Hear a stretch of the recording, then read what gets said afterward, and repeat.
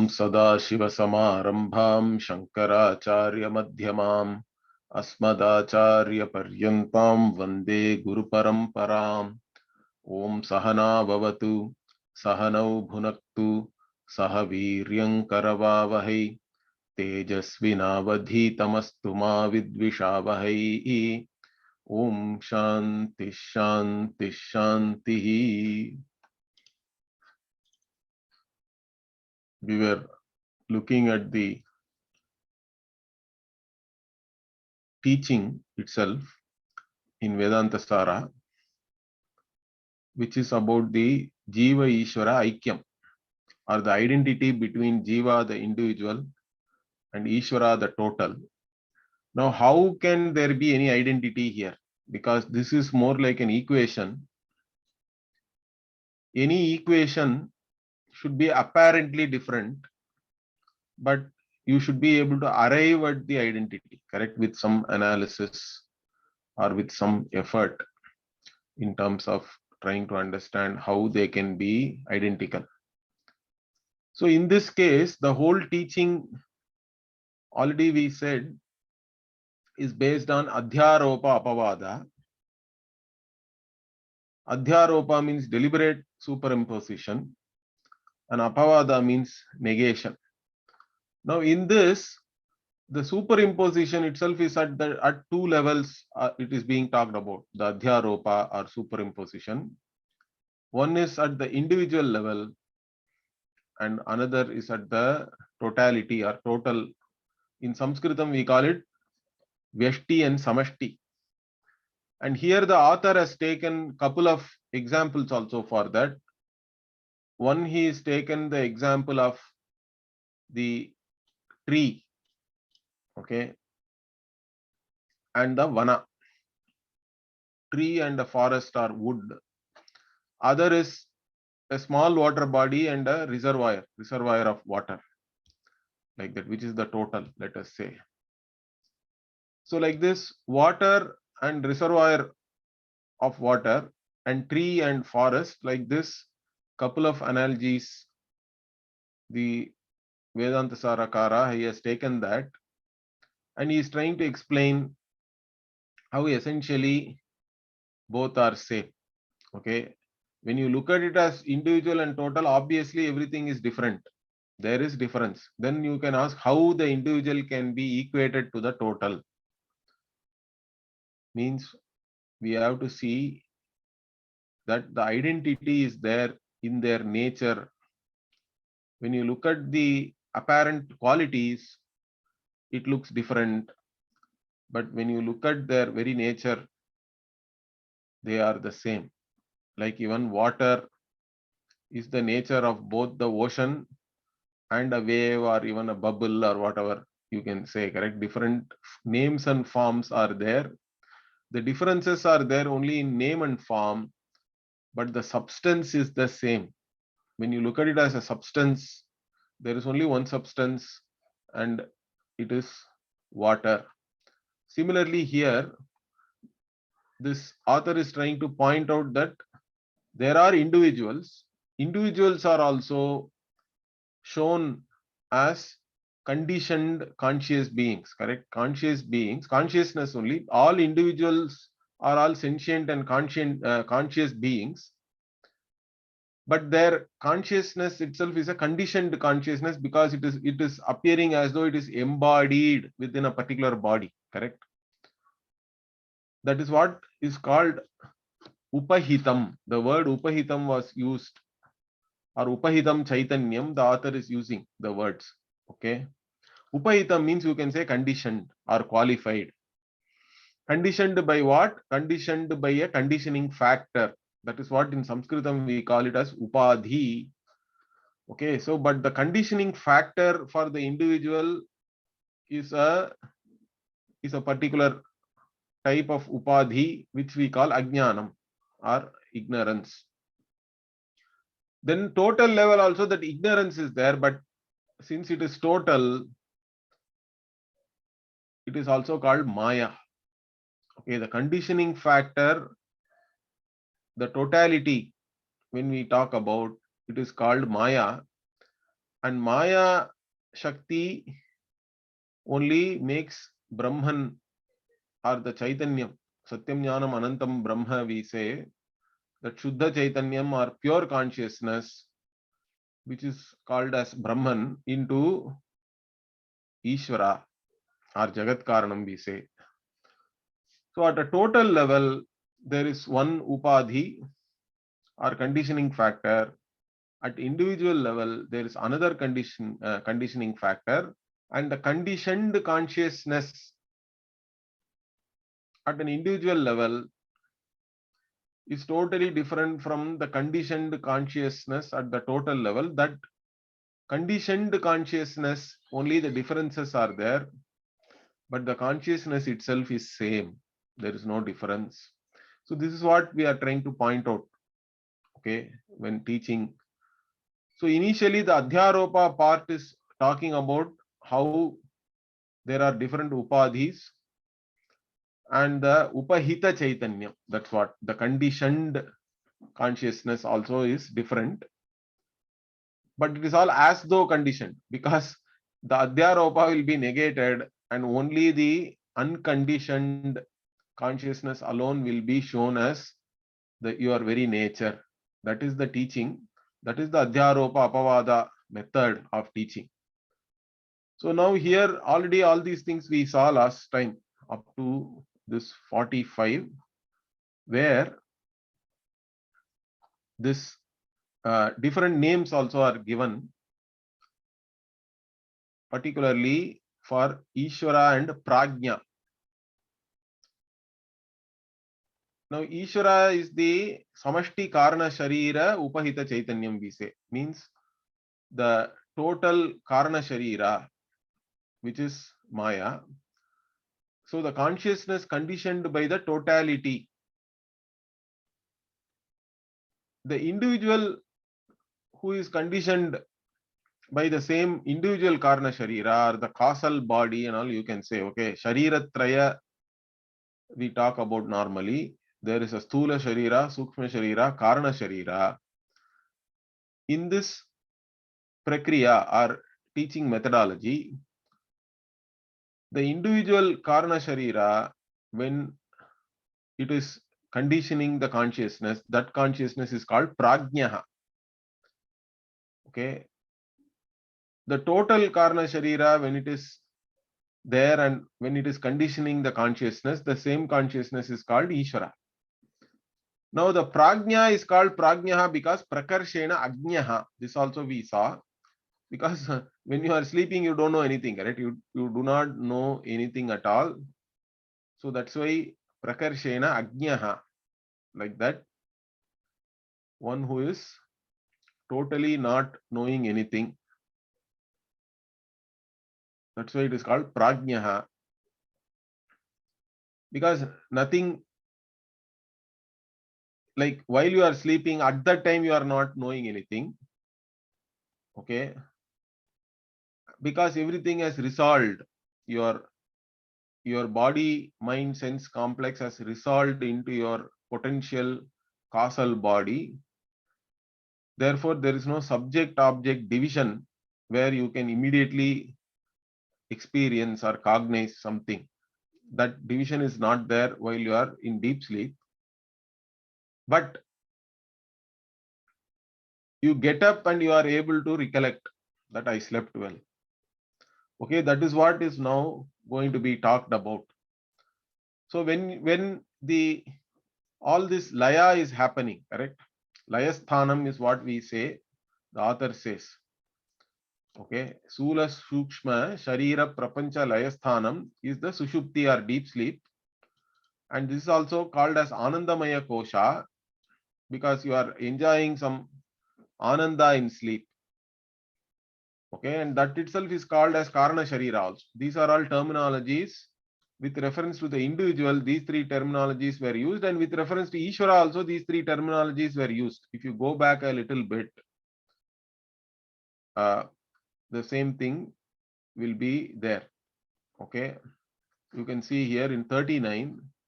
Here for Ishvara also the Samashti Karana Sharira and Anandamaya Kosha is there. and Sushuptihi, same words, but here you have to understand it with reference to the total. So again, Ishvara is sleeping means we normally say that it is all some kind of a yoga nidra, also it is said. Or when Ishvara sleeps, the entire Srishti is going into Laya or Pralaya. When the individual sleeps, only that person is sleeping. Okay, the entire Srishti does not go into a certain resolution. But you can see the same terms are being used with reference to the individual and with reference to the total. Now, continuing, Tadanim Yetau Ishvara Prajnau Chaitanya Pradiptabhihi Ati Sukshmabhihi Ajnana Vrittibihi Anandam Anubhavataha. Okay, so now both the Ishvara and Prajna, Ishvara with reference to the total, Prajna the individual, they both, Ishvara Prajna, this is dual case in Sanskritam. Yetau also is dual case. So Sanskritam is a unique language where we have a dual case. It's not just singular and plural. And even this word Anubhavataha is dual form. Okay. Anubhavati, Anubhavataha, Anubhavanti, like that. So Anubhavataha, they both experience. Okay. And what they are experiencing in sleep. Because Ishvara and Prajna are Karana Sharira Avachinna Chaitanya, means basically they are there in sleep avastha only. Both of them are experiencing what Ajnana Vrittibihi, it is said. They are experiencing this Ajnana Vritti or this Ajnana itself, some modification in the Ajnana while sleeping. And that kind of an experience is called Ati Sukshma Bihi also. Ati Sukshma, it is said.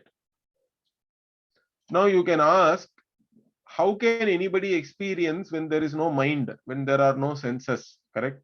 Because normally the waking and dream experience, if you take, there is a subject-object division is there, correct?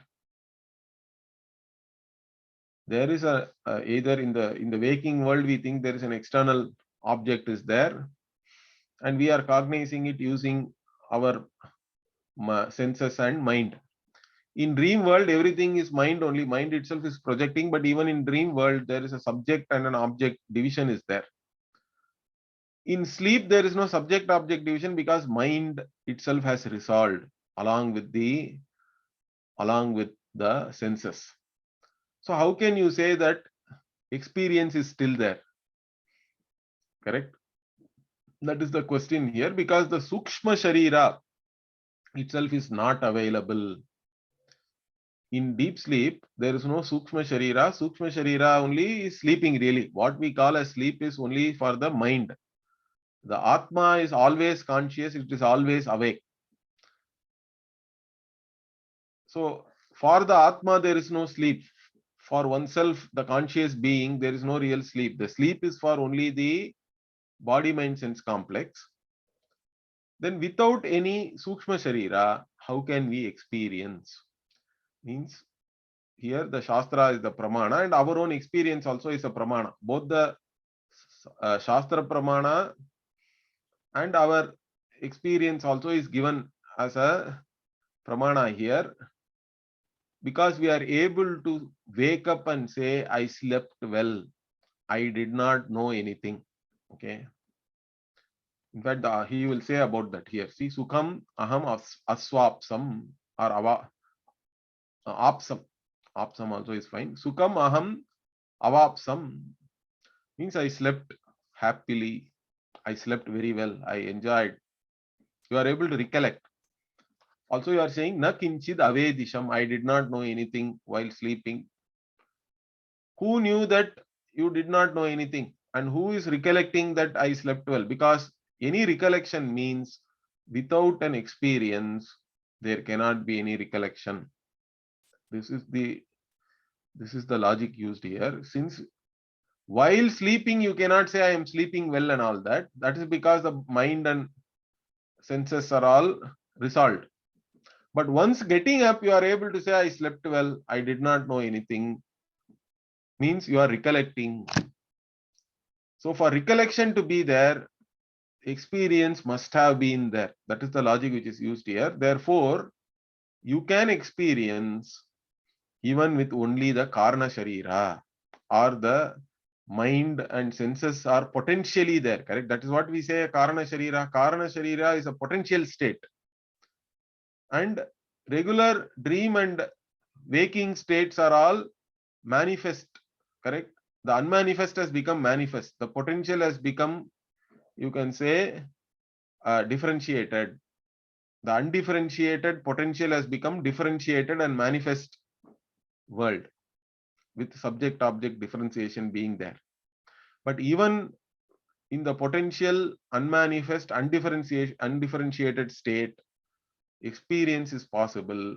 But while that experience is being recorded, it cannot be known, but it can be recollected. That is what is the point which is being made here. I hope you understand this. So that is why the author interestingly uses ati sukshma word, not just sukshma. See, normal sukshma sharira itself is subtle, we say. Subtle body, it is subtle. That's why it's sukshma, because it is not visible. We only see the stula shariram. Even for other beings, we are only seeing their stula sharira. The sukshma sharira is only, you can say, known when the other person responds. If you do something, okay, when the other person is responding to stimulus, then we say, okay, sukshma sharira is there. It is linga sharira, that's why it is called. It can only be indicated by some action or some response. So here, even when that sukshma sharira is not there, what is ati sukshma is there, he says. Ati sukshma means it is subtler than the subtle body, which is the karna sharira, or the potential which is there. Even when the potential is there, some vritti is happening there, some change in that potential is there. That is what is experienced as the bliss of sleep, you can say. Correct? As the joy you have experienced. Everybody experiences a certain joy in sleep, because even though you may have a lot of problems in waking, once you are sleeping, everybody is the same. There is a certain joy in sleep. That's why we all prepare very well to sleep also. In fact, nobody complains that I am sleeping very well. Always the complaint is that I am not able to sleep. A lot of insomnia people are also there. People suffering from insomnia, they are all complaining, I am not getting sleep. So people take sleeping pills to sleep. Okay. So not sleeping is the problem, and sleep is a very desirable state for everybody. And in sleep also, even though your mind has become potential, there is a ajnana vritti is there. That is what is called ajnana vritti, because everything has gone back into potential, means that is just ajnana or ignorance alone is there.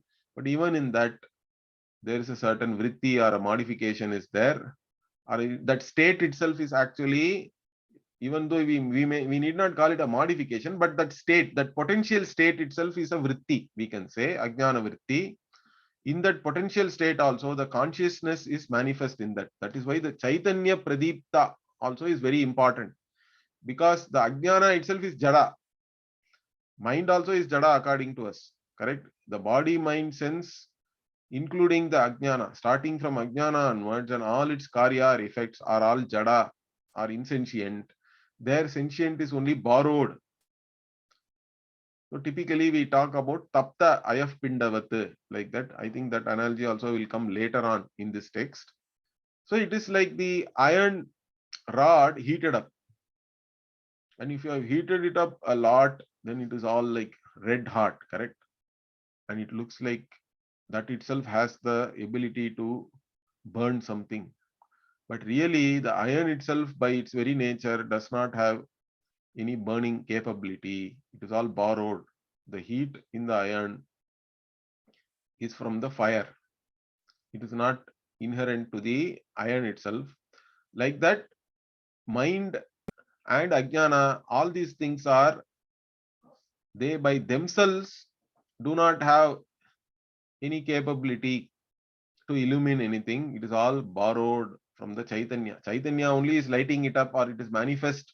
When the Chaitanya is manifest in the mind looks like it is sentient. There is a sentient being there. So the Chaitanya lights up this Ajnana during deep sleep, and that only is or sometimes it is called Shanta Vritti also. Ajnana Vritti also is used in some other texts and contexts. It is also called Shanta Vritti. So during deep sleep, whatever you experienced, it is not with a manifest mind and sense and all that, but still some experience happened. And since there is no manifest mind, you cannot immediately say that I am experiencing it, because the subject also is not there, but the experience is still recorded. And that only you can recollect after getting up. Since you are able to recollect after getting up, therefore, for the Jiva at least, the sleep experience is something which you can recollect, and based on that you can arrive at a conclusion that I have had that experience of Sukha. But what about Ishvara? For Ishvara, we have to only go with the Shruti Pramana, because Ishvara himself is revealed by the Shruti only for us. And therefore, Ishvara also undergoes the same with the total Upadhi. So both Ishvara and Jiva, they have this similar experience, Ananda. That's why it is called Anandamaya also. So in the case of Jiva, the Shruti Pramana here is the Mandukya Upanishad 5th Vakya there. Ananda Bhuke, Cheto Mukhaha, Prajnaha. The word Prajna also is introduced in the Mandukya Upanishad itself. From there only it is taken here. So the Shruti Pramana is there for the Jiva as the one who enjoys Ananda. And Cheto Mukhaha means one who is only having this Chaitanya there. Okay, focused on the Chaitanya, but not knowing anything else, correct? The consciousness alone is there with Ajnana, and that makes you enjoy certain Ananda, but there is no other subject-object division there. That's why it is called Cheto Mukhaha, Prajnaha. So this Shruti is there, and of course our own example, our own experience, okay? Also, the author quotes here, Sukham aham avapsam na kinchid avedisham iti uttitasya paramarsha upapattescha. So upapatti means you can say logic, or some supporting logic also is there. Shruti says you are Ananda Bhuke. But what about our own experience also is pointing to the same thing, that I slept well and I did not know anything during the deep sleep. That the one who wakes up, correct? Uttitasya Paramahamashama means the memory or the recollection of the one who has woken up. That Upapatti also is there. Upapatti means here logic, as I told you. So based on the Shruti Pramana and our own logic, our own experience, which you can use as a supporting logic, we can say that this Jiva enjoyed happiness, and Ishvara also, Shruti Pramana is there. So for both, they are enjoying, and it is Ati Sukshma. This is what we have to understand. It is beyond even the Sukshma Sharira. The Karna Sharira itself can have this Ajnana Vritti, which is giving this Ananda. Now, here, Anayoho, Samashti Veshtiyoho, Vanavrikshayoho iva, Jalashaya Jalayoho iva va Abhedaha. So here, basically the teaching is about the identity. The identity is there in the Chaitanyam, which is getting conditioned. There is only one Chaitanyam. It depends on how you look at it, correct? But here, you see here, between the Jiva and Ishvara also, of course, there one is individual and limited, another is total and unlimited. But even the Upadhi also is the same, okay, in its nature. Because the tree, if you take it as an individual, also is tree. Forests are also trees only, correct? Many trees, that's all. But basically they are all trees, if you take the vana and vriksha. Similarly, any water body and a smaller water, if you take in your hand some water and the water reservoir itself is there, both are water only by their nature. So the author is pointing out all the upadhis are also really jada. If you look at it as jada, they are all same only. There is an abheda is there. So that is what he is pointing out here. Between in the upadhi also, if you are not looking at the individual and total, but its nature, there also there is a certain identity is there, in the sense that all the upadhi are jada upadhi only. And even like looking at it as an individual or total is only a certain standpoint, correct, where how we look at it. But there is a certain non-difference that he is pointing out, because the non-difference at the upadhi level also is pointing out, but then the non-difference at the upahita or the conditioned is obviously the teaching, that also will be pointed out next. So first he pointed out the abheda in the upadhi itself, which is vanavriksha and jalashaya jala. Now next, etad upahitayoho ishvara prajnayoho api vanavriksha avachinna akashayoho iva jalashaya jalagata pratibimba akashayoho iva va abhedaha. So first pointed out the upadhi abheda, now the upahita abheda, or the conditioned. So the conditioned consciousness alone is Ishvara, and conditioned consciousness alone is Jiva or Prajna also. So the names Ishvara and Prajna are given to the consciousness itself. Understand that from different standpoints, or from when you look at it through one upadhi, the total upadhi, the same consciousness is called Ishvara or Brahman or Saguna Brahman, we say sometimes. And when you look at it through the individual upadhi, individual karna sharira, then it is called prajna. So the consciousness alone is called with two different names based on two different upadhis, but it is only one consciousness which is appearing.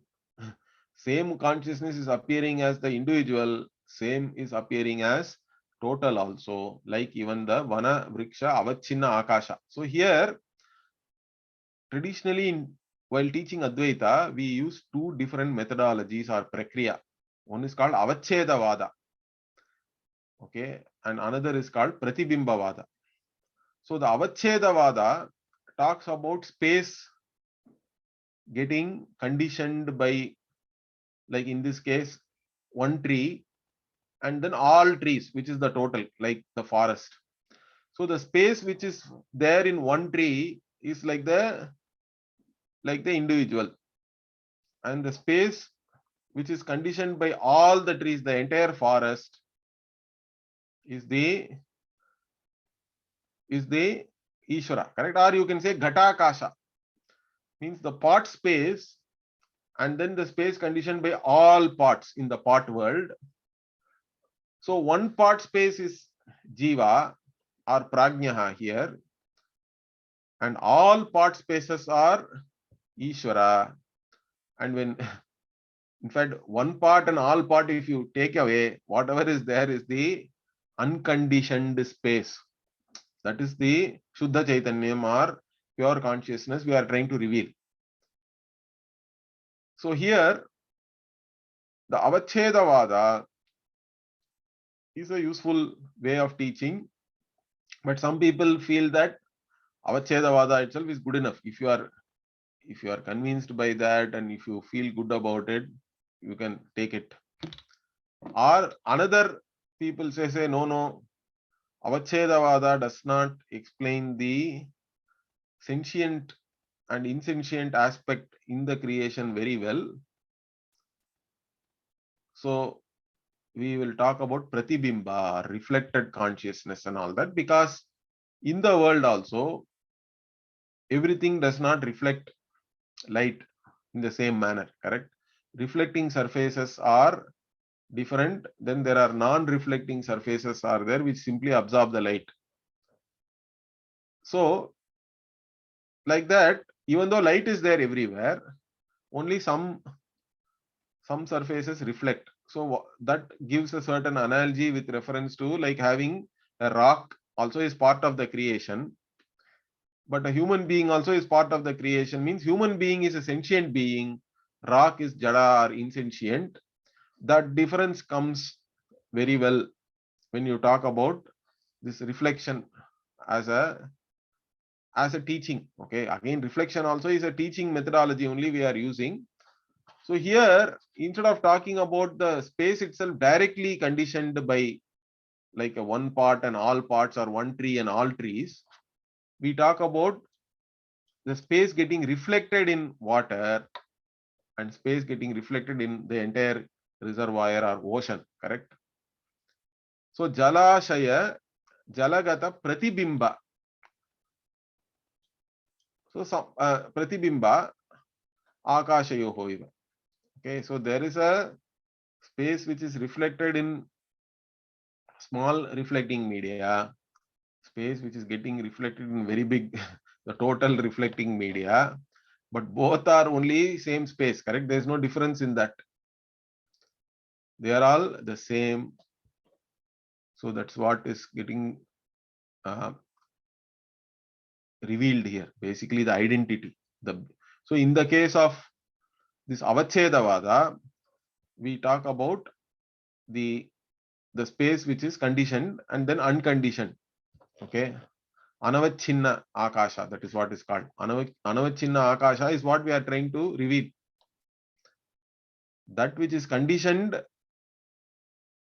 by looking at the condition, we think everything is different. But when you look at when you take away the conditioning factor, whatever is there as unconditioned space, that is what is the teaching trying to reveal to you, that you are that in fact. Similarly, in the case of Pratibimba also, we talk about Pratibimba Chaitanya and Bimba Chaitanya. Okay, in Sanskritam, we use the word Bimba and Pratibimba, the original and the reflected, you can say, if you want in English, or the pure consciousness or the unreflected consciousness. So whichever prakriya makes sense for you, you can use. In fact, both these analogies are used in different places by our Adi Shankara also, Bhashyakara, and even if you take Bhagavad Gita, in the 13th chapter, Bhagavan uses Yatha Prakashayat Yekaha Kritsnam Lokam Imam Ravihi and all that. So the whole world is lighted up by this sun. Okay. In fact, different surfaces are again reflecting the sunlight differently. Similarly, I am the only Kshetrajna. Only one Kshetrajna is there. I, one consciousness, which is lighting up all the Kshetras or all the fields, all the body, mind, sense complexes. Like this, Bhagavan uses this also. And before that, he also uses the example of space also. How the space does not get, even though it is there everywhere, it is not affected by anything, correct? So space also is used as an analogy, which is unaffected, correct, by anything. And the sun also is used as the bimba, and all the reflections of the sun are the pratibimba. Both kind of analogies are used for you to understand, that's all, that there is one which is appearing as many. The main thing for you to understand is there is only one which appears as many. So you should not stretch the analogy itself too much, and if you try to go into that, again, the analogies will not apply 100% to the actual thing which you want to convey through the analogy. So you should not stretch the analogy itself and get confused. That is also important for you to understand. So this author, he is going with both the analogies to just explain to you. So now, how can you say that this Prajna and Ishvara, who are the conditioned consciousnesses, are same? Means he is quoting the Shruti again. See, fifth Shruti he quoted here, Ananda book, Cheto Mukaha Prajnaha. Then the sixth Vakya in Mandukya Upanishad he is quoting now, Yesha Sarveshwaraha Ityadi Shrutehe. Now, I think whoever has put this website, they have added the entire Vakya for our convenience. Yesha Sarveshwaraha, Yesha Sarvajnaha, Yeshaha Antaryami, Yesha Yonihi, Sarvasya Prabhavapyayohi Bhutanam. So this Yesha means this. Who is this here? Because previously Prajnaha was talked about. That Prajnaha alone is referred to as this here. This Prajnaha is Ishvara. There is no difference. The conditioned consciousness, when you look at it from the conditioning factor only, it is different. But as consciousness, it is the same, correct? So that's why even here you can see Prajna was referred here. That Prajna is referred here as Yeshaha. And that Prajna alone is Sarveshwara also. And Sarvantaryami means one who is there in each and every being. Okay, all knowing. And again, Sarvasya Yonihi, who is the cause of everything, the source of everything, and from whom all the beings are born, and into whom all the beings resolve also, go back into. Prabhava Apyayohi Bhutanam. Sarvasya Yonihi, all these words are all used. So the individual consciousness and the total consciousness, the individual conditioning factor and total conditioning factor alone varies. Consciousness is the same. The conditioned consciousness is the same. That's what we have to understand. So again, by quoting this Shruti, the Abheda of the conditioned consciousness also, or the non-difference in the consciousness which is conditioned, is shown here. Now, finally, see, till now he has introduced to you this Shuddha Chaitanyam. Then there is a conditioning factor at the total level, conditioning factor at the individual level, then conditioned consciousness at the total level, conditioned consciousness at the individual level. So we have 5 things are talked about here. Then where is Advaita, if you ask? Only the unconditioned consciousness alone is Satyam. That alone is there without any change. Okay, it is the unchanging reality. Everything else is coming and going. All that is all mithya. They are not in the same order of reality. So therefore, while teaching, even though five different things are talked about here, the 5 different things are talked about only to show you that only one really exists out of the 5. So when we talk about 5, it is adhyaropa. Then we negate all the 4. Okay, the 4 of them are all in different order of reality, and whatever remains is the Shuddha Chaitanyam or pure consciousness. You are that conscious being, pure conscious being, who is limitless, who is unchanging. So that is what we are trying to point out here. So for that only the deliberate superimposition also has been done already. So even though 5 different things are being talked about here, you should keep in mind that the 5 is talked about only to show 4 of them as mithya and establish the unconditioned consciousness as yourself, which is Satyam, okay, which is the ultimate reality, the unchanging, limitless reality is you. So that is what is pointed out here. And again, the author is going to quote the next Mandukya Vakya here. So we'll see this. Vana vriksha tad avachinna akashayoho jalashaya jala tadgata pratibimba akashayoho va adhara bhuta anupahita akashavat anayoho ajnana tad upahita chaitanyayoho adhara bhutam yad anupahitam chaitanyam tat turiyam iti uchyate. Okay, so now the word turiya also is being introduced by the author. This turiya word also, although it is 4th, it is not really 4th. Understand that there is only one. one alone is the reality. It is called fourth because from the standpoint of the three states, there is a waking state, there is a dream state, there is a deep sleep state, but the fourth, or the one who is actually transcending all these three states and one who is the basis for all these three states, that can be called as fourth, to make you understand that it is different from all these three states, it transcends it. But in reality, all these three states are also supported only by that one reality. So this word Turiyam also is used, or Chaturtham Manyante is there in the Upanishad itself, Mandukya Upanishad. So what the author is saying is the Anupahitam Chaitanyam. Anupahitam means unconditioned, unqualified consciousness is the fourth. It is called as fourth. And that is the Adhara Bhuta. Adhara Bhutam means that which is the one, the Anupahitam Chaitanyam, or the unconditioned consciousness alone, gives its very existence to all these upadhis and upahita chaitanyam, everything.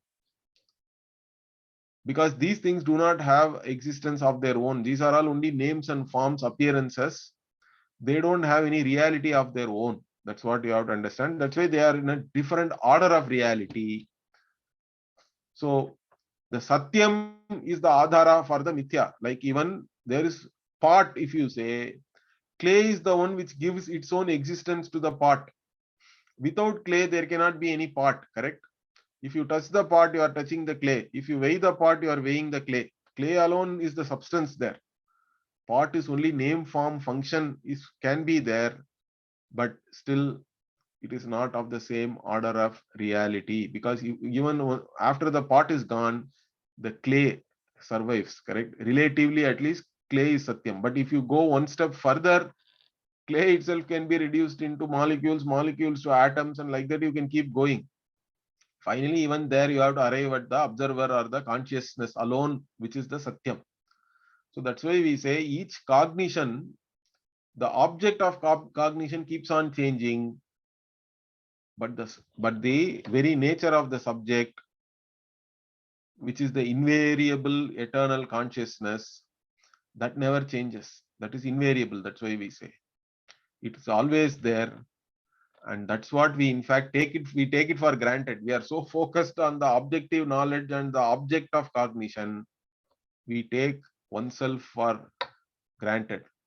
But that oneself is the invariable consciousness in every cognition, and that continues like that. And it is limitless because of that only, and it is of a different order of reality. That is Satyam, because whatever comes and goes is Mithya. Whatever, once you ascertain as this, if it never changes, that is what is called Satyam. So that's this Chaitanyam, Anupahitam Chaitanyam alone is Satyam. So that is the Adhara Bhuta, that is the basis also. The subject-object duality itself is based on this one single consciousness, and it is Adhara Bhuta.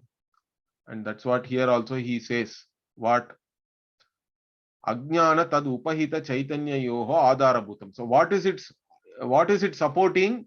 It is supporting the Ajnana, which is the Upadhi, and the consciousness which is conditioned by that Ajnana. Again here Ajnana is the word we have to take it for both individual and total level, because we already talked about Samashti Ajnana for Ishvara and Vyashti Ajnana for the individual. So here, if you see, the author is using only a single word Ajnana, but this Ajnana should be understood as both referring to the individual Upadhi and the Samashti Upadhi, or the total Upadhi with reference to Ishvara. So the consciousnesses which are conditioned, and the conditioning factors themselves are supported by this unconditioned consciousness alone. That alone is Satyam. All the Mithya appearances are also supported by the Satyam alone. And what is the analogy for this? Like even this Anupahita Akashavat, like even the unconditioned space alone is the Adhara, means everything is in space only, correct? In fact, we say part space. See the tyranny or the tragedy of language. Language is the one which is deceiving us, correct? It is deluding us.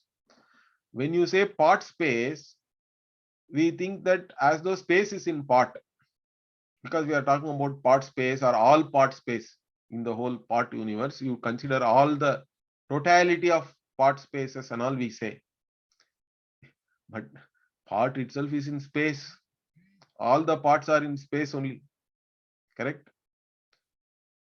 So the space is the adhara for the part being there.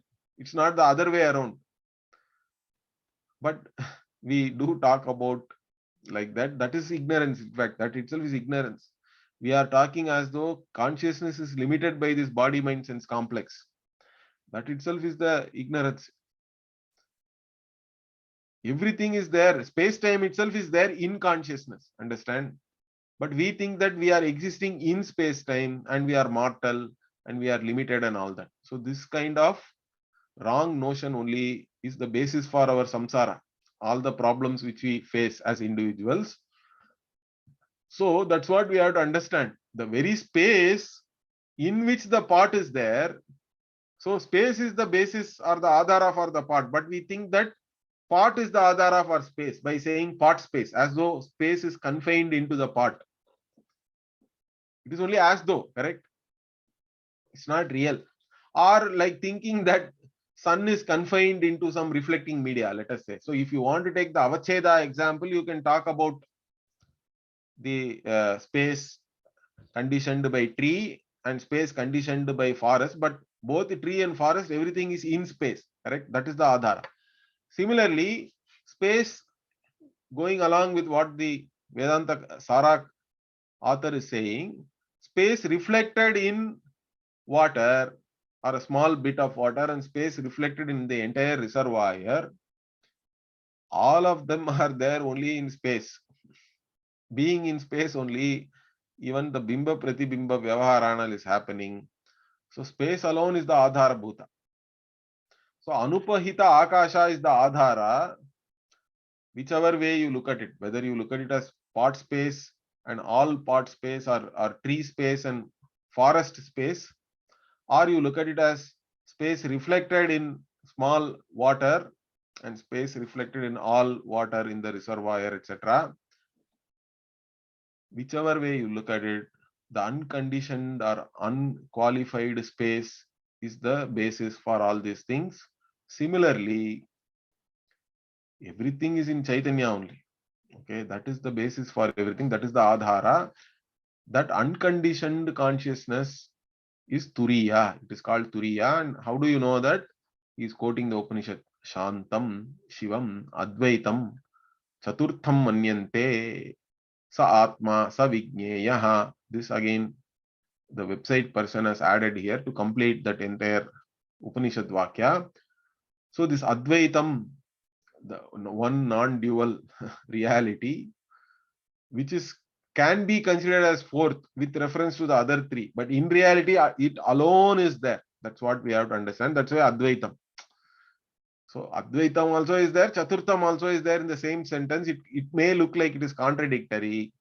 That's why we have to understand that the fourth is purely a positional word with reference to the other three states. But once the other three states become mithya, this unconditioned consciousness alone is Advaitam, one non-dual, and that is also Shanta, means that that is, it is everything resolves into it, correct? So that is Shanta only then. It is complete resolution of everything. Shivam, it is auspicious, it is Ananda Swarupa also. That alone is there, and that is the Atma. Sa Atma, that is not separate from yourself. Understand? When we talk about all these things, you should not talk as though it is some third party or anything. All this is yourself. And that has to be known. Savigneya. The whole problem is because you do not know this reality and you are suffering. So that is the teaching here. So the author has shown how deliberate superimposition is first done and four different entities are talked about, correct? The total conditioning factor, individual conditioning factor. total conditioned consciousness, individual conditioned consciousness, but all those four are negated, and the unconditioned consciousness is shown as yourself, which is the ultimate reality, or which is Satyam. So that is the teaching. So Adhyaropa Apavada also you have to always connect here.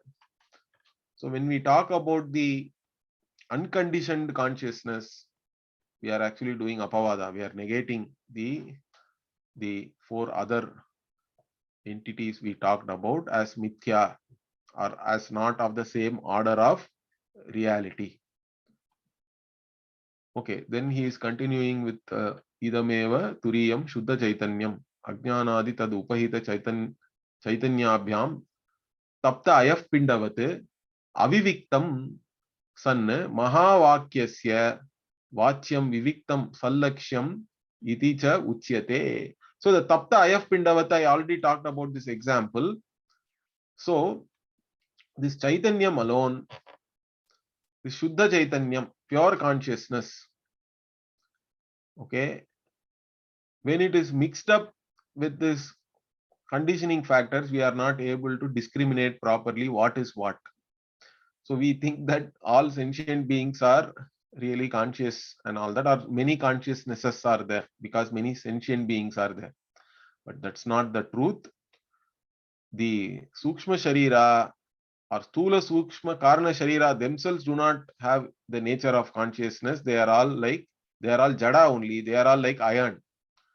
And the fire which really heats up the iron and makes it look like it itself can burn everything.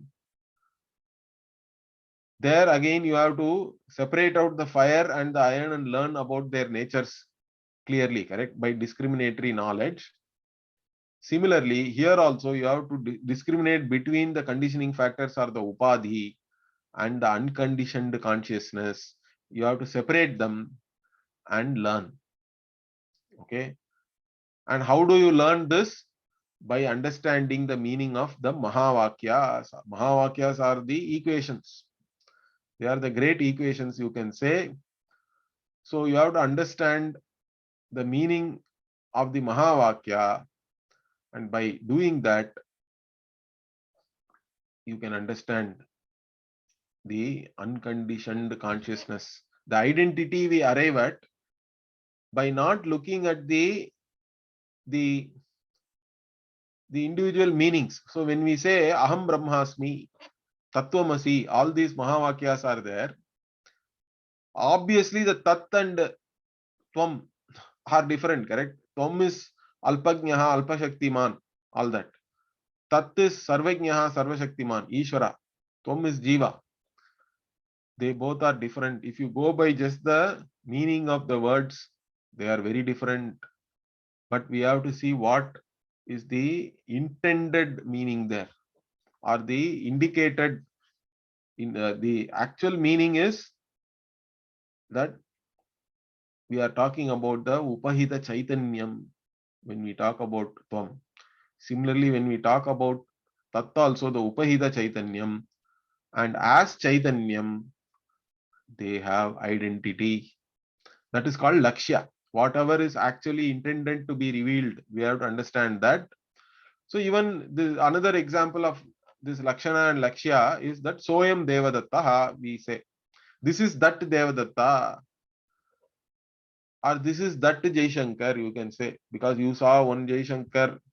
Even my old videos, if you see, I'll be well shaven, black hair and all that. Now you see, I have all white hair, big dadi, beard, etc. But this is that Jaishankar, you can say. When you say that, the identity is not there in the actual looks and all that, correct? This Jaishankar is obviously different from that Jaishankar.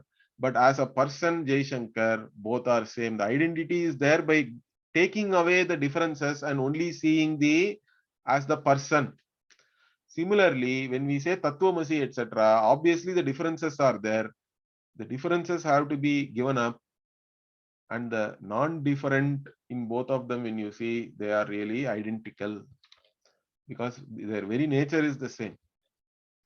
So that's what the Lakshya and Lakshana we have to understand what is indicated or revealed through these words, and then we have to arrive at the identity by understanding their meanings properly, then by separating it out also. Okay, the conditioning factors you remove, only the conditioned consciousness, if you see, there the identity we can arrive at. That is what is the vivikta. Vivikta buddhi means what? Or viviktam, aviviktam and all he uses. Aviviktam means initially you do not know the difference. You are not discriminatory enough, so you think everything is different. But once you understand the Mahavakya and you separate out the differences and then look at the identity, you understand the identity is what is actually indicated by the equation. So like this, you can understand, by understanding the Mahavakya, you understand your own reality as that unconditioned consciousness which is there. Okay. So we'll continue with this next week. Om Purnamadah Purnamidam Purnat Purnamudachyate Purnasya Purnamadaya Purnamevavashishyate. Om Shanti Shanti Shanti. Harihi Om Shri Gurubhyo Namaha. Harihi Om.